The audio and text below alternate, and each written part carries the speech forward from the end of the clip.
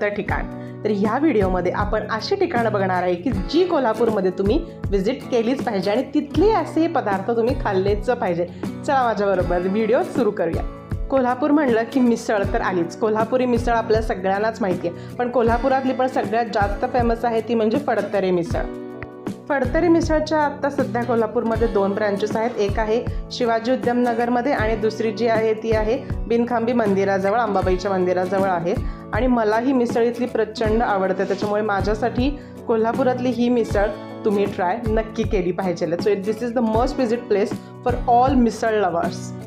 Of course कोल्हापूरमध्ये अजून भरपूर सारे मिसळीचे सेंटर्स आहेत, but Phadtare always comes first.